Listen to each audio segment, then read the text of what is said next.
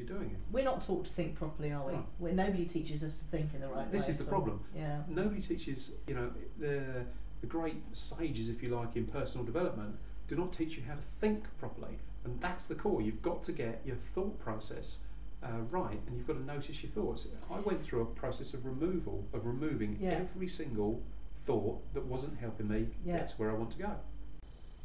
I've just had a little bit of a revelation as we were talking right. about it. Oh, Well, it's you said earlier about you design production lines, and then you design processes and things, and that's what comes from your training and probably natural technique. What you've done here is design a process and a set of tools for us to be able to use to think properly. That's correct. Yeah. Wow. That's exactly. That just came to me in a second there. That's just exactly what it is. But the second book is, I describe it as the giving yourself a new operating system, because. So the first book's all about removing the bugs. Yeah, the first book's removing the bugs. Yeah. You get. And I'd like to tell the people who are listening that doesn't sound like the sexy book.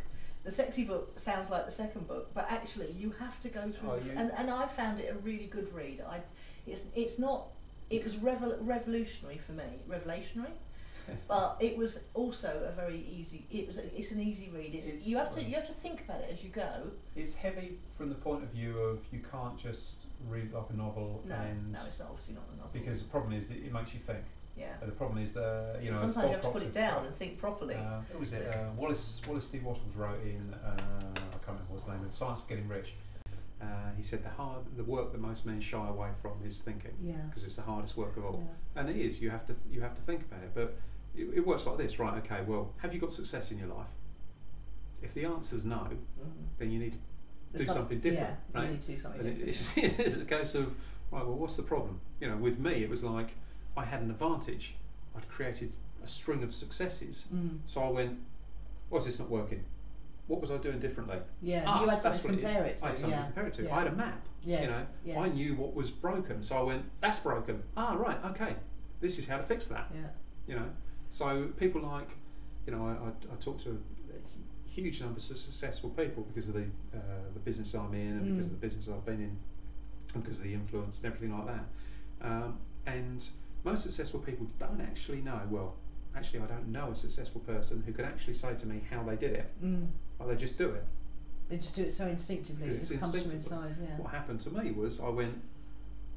For me to be able to teach this to people, I need to figure out how I do it. Yeah. And also to be able to recreate it for yourself, you needed to figure out how to do it. Well, yeah, but I knew, it was. Once I figured out, right, I've just forgotten. Forgotten to be instinctive about it. It was easy, but to be able to teach it to other people, I had to work out how I did it, how I got that instinctive nature, and so I had to go right back to when everybody still had it, which is when we were children, and that's when I figured it out.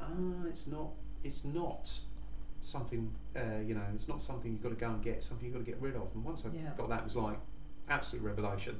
That's it. I can teach this to anybody. Yeah. At that point, I can show anybody how to be a success if they're prepared to go through the process within their own mind.